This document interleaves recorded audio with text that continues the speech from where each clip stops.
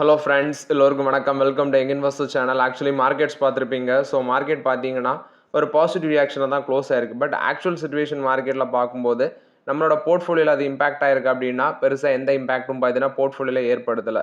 Actually market ஒரு positive ட்ரெண்டில் இருந்தாலும் போர்ட்ஃபோலியோலாம் பார்த்தீங்கன்னா ஒன்றில் ஒரு ஃப்ளாட் பாசிட்டிவ் அல்லது ஒரு ஃப்ளாட் நெகட்டிவ் பெருசாக பார்த்தீங்கன்னா போர்ட்ஃபோலியோ ரேலி ஆகாமல் அப்படி தான் இருக்குது.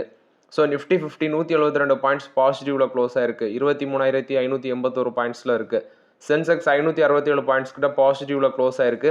76,070 பாயிண்ட்ஸில் க்ளோஸ் ஆயிருக்கு. நிஃப்டி பேங்க் 462 பாயிண்ட்ஸ் பாசிட்டிவ் 54,876 பாயிண்ட்ஸில் இருக்குது. நிஃப்டி ஐடி 281 பாயிண்ட்ஸ் விழுந்திருக்கு.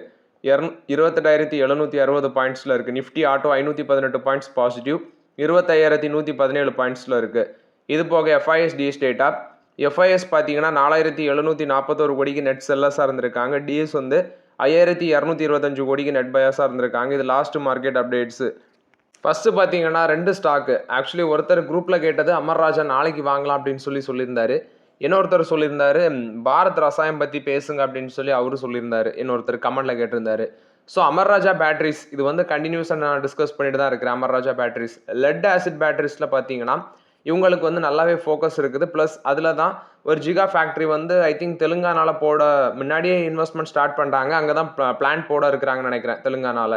ஸோ அது இல்லாமல் இந்த கம்பெனியோட ஃபவுண்டர் பார்த்தீங்கன்னா இவங்களுக்கு கூட தெலுங்கு தேசம் பார்ட்டி கூட நல்ல ஒரு க்ளோஸ். ஸோ அந்த பார்ட்டி ஆந்திர பிரதேஷில் ரூலிங் பார்ட்டியாட்டு மாறும்போது இந்த ஸ்டாக் நல்லாவே ரேலி ஆச்சு. இன்னைக்கு 777 ரூபாவில் இருக்க பங்கு அன்னைக்கு 1,700 ரூபா கிட்ட போச்சு. அதுலேருந்தே பார்த்தீங்கன்னா பீக் லெவல்லேருந்து விழுந்து 777க்கு வந்திருக்கு. கிட்டத்தட்ட பார்த்தீங்கன்னா அந்த பங்கு பீக் லெவல்லேருந்து பார்த்தீங்கன்னா 1,700 ரூபாய்க்கு மேலே போன பங்கு அதுலேருந்து இவ்வளோ ரேஞ்சுக்கு விழுந்திருக்கு. கிட்டத்தட்ட 60%, 60 to 65% மேலே அந்த பங்கு பார்த்தீங்கன்னா கிராஷ் ஆகிருக்கு. பீக் லெவல்லேருந்து பார்க்கும்போது பாதி அதை விட ஜாஸ்தியாக தான் விழுந்திருக்கு. இப்போ 777 இருக்குது. ரீசென்ட்லி தான் 759 அப்படிங்கிற ஒரு ஃப்ரெஷ் 50 வீக் லோ டச் பண்ணியிருக்கு. ஸ்டாக் பி 18 டைம்ஸ் இருக்குது. என்ன கேட்டால் ஒரு ஆப்பர்ச்சுனிட்டியான பங்கு. ஏன்னா நான் எக்ஸைட் எடுத்து பார்த்தேன். எக்ஸைடோட ஸ்டாக் ப்ரைஸ் 301 ரூபா இருந்தாலும் அது ஸ்டாக்கோட ப்ரைஸ் கம்மியாக இருக்குது. பட் வேல்யூஷன் பி ரேஷியோ இது 35 இருக்குது. பட் ஆக்சுவலி இது 18 தான் இருக்குது. ஸோ அமர் ராஜா ஒரு பெட்டர் ஒப்பீனியன். நம்ம கண்டினியூஸாக டிஸ்கஸ் பண்ணி வெயிட் பண்ணுங்கன்னு சொல்லிட்டு இருந்தோம். ஸோ ஒரு நல்ல ஒரு ஆப்பர்ச்சுனிட்டி ஜோனுக்குள்ள வந்திருக்கு அமர் ராஜா. ஸ்லோவாக ஃபோக்கஸ் பண்ணுங்கிறது என்னோட ஒப்பீனியன். ரீசன் மார்க்கெட் பார்த்தீங்கன்னா ஸ்டில் மார்க்கெட்டில் ப்ரெஷர் கண்டினியூ ஆகுறதுனால இதை ஸ்லோவாகவே கன்சிடர் பண்ணுங்க. நெக்ஸ்ட் பாரத் ரசாயம் லிமிடெட் அப்படிங்கிற ஒரு பங்கை பற்றி கேட்டிருந்தீங்க. ஸோ இவங்க டெக்னிக்கல் கிரேட் பெஸ்டிசைட்ஸ் அடுத்து பார்த்தீங்கன்னா அக்ரோ கெமிக்கல் இண்டஸ்ட்ரி இதில் ஃபோக்கஸ் பண்ணுற கம்பெனி. 1989 இன்கார்பரேட் ஆன கம்பெனி. ஸோ லீடிங் மார்க்கெட்ஸில் இவங்களோட போர்ட்ஃபோலியோன்னு பார்க்கும்போது ப்ராடக்ட் போர்ட்ஃபோலியோ பெஸ்டிசைட்ஸு அது ரிலேட்டட் அந்த செக்மெண்ட்டில் இருக்கிற கம்பெனி அக்ரோ கெமிக்கல்ஸு. ஆக்சுவலி நான் அந்த பெஸ்டிசைட்ஸு ஃபெர்டிலைசர் இந்த மாதிரி கம்பெனிஸ் எல்லாமே பார்த்தீங்கன்னா ஃபோக்கஸ் பண்ண மாட்டேன். யூபிஎல் மட்டும் தான் இருந்துச்சு. அதையும் ஒரு ப்ராஃபிட் ரேஞ்சுக்கு அப்புறம் எக்ஸிட் பண்ணிட்டேன். காரணம் என்ன அப்படின்னு பார்க்கும்போது இந்த மாதிரி கம்பெனிஸ் எல்லாமே பார்த்தீங்கன்னா ஒரு சீசன் பேஸ்டு பெர்ஃபார்மன்ஸ் இருக்கும். சம்டைம்ஸ் இப்போ அந்த ஃபெர்டிலைசர் ஷார்ட்டேஜ் ஆகுது. ஏன்னா எல்என்ஜி சப்ளை ஷார்ட்டேஜ் ஆனதுனால ஃபெர்டிலைசர்ஸ் ப்ரொடக்ஷன் ஷார்ட்டேஜ் ஆகுது.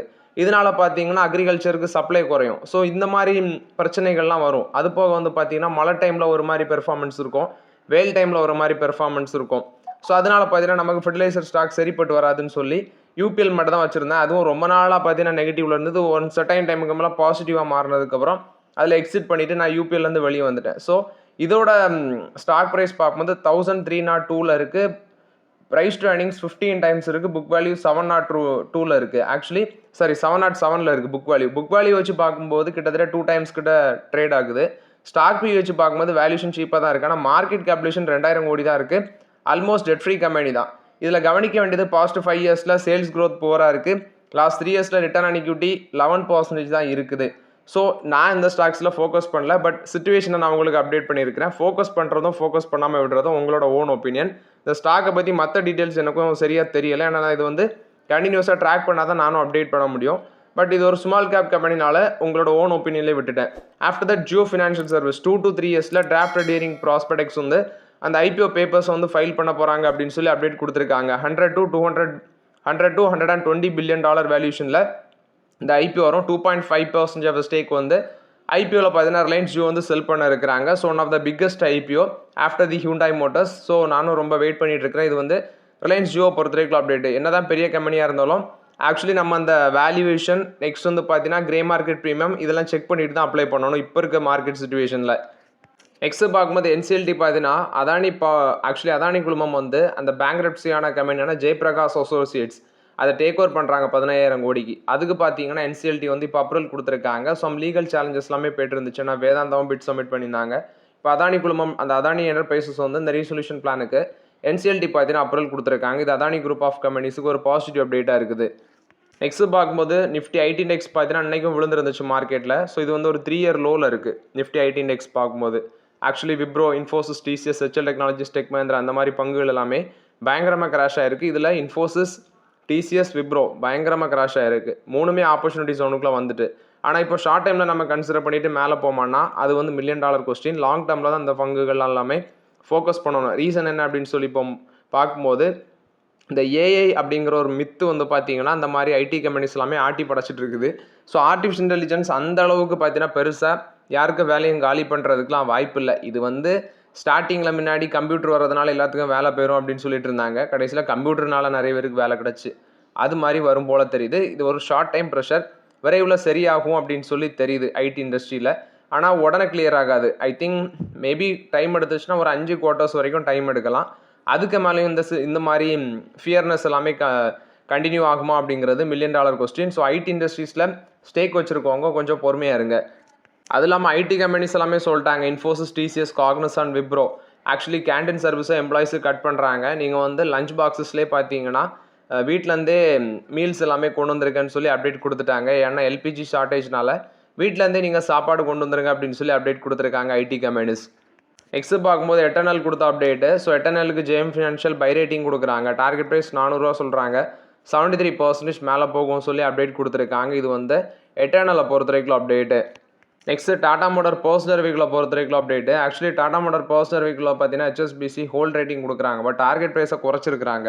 முன்னாடி 400 இருந்த டார்கெட் ப்ரைஸை இப்போ 340 குறைச்சிருக்காங்க. ஸோ ரீசென்ட்லி அந்த ஜேஎல்ஆர் பிஸ்னஸில் வீக்கெண்ட் ஆச்சு. ஆனால் டொமஸ்டிக் லான்ச் ஆன சயரா, ஹேரியர் இதெல்லாமே பார்த்தீங்கன்னா சேல்ஸ் வந்து சப்போர்ட் பண்ணி கொடுத்துருக்கு அந்த கம்பெனிஸுக்கு. பட் ஷார்ட் டைமில் அந்த ப்ரெஷர் எல்லாமே இருக்குது. பட் ஒரு 2 இயர்ஸில் பார்த்தீங்கன்னா இதெல்லாம் கிளியர் ஆகும். பர்சனல் வெஹிக்கிளில் கமர்ஷியல் வெஹிக்கிள் போடுது, நல்லா போயிட்டுருக்குது. கமர்ஷியல் வெஹிக்கிள் ஷேர் ப்ரைஸும் நல்லா ரிட்டர்ன்ஸ் கொடுத்துருக்கு. But personal vehicle short time pressure வந்து விரைவில் கிளியர் ஆகும் அப்படிங்கிற நம்பிக்கை இருக்குது. ஏன்னா அவங்க ரீசன்ட்லி டெப்ட் எல்லாமே கிளியர் பண்ணாங்க. அடுத்து லேண்ட் ரோவரில் நடந்த பிரச்சனைனால அவங்களுக்கு லாஸ் ஆச்சு, மறுபடியும் கடன் எடுத்தாங்க. ஸோ அதை விரைவில் கிளியர் பண்ணி மீண்டு வருவாங்க அப்படிங்கிற ஒரு நம்பிக்கை இருக்குது. So Tata motor personal vehicle and commercial vehicles long டேர்மில் பார்த்தீங்கன்னா நல்ல ஒரு ரிவார்டு தரவும் வாய்ப்பு இருக்குது.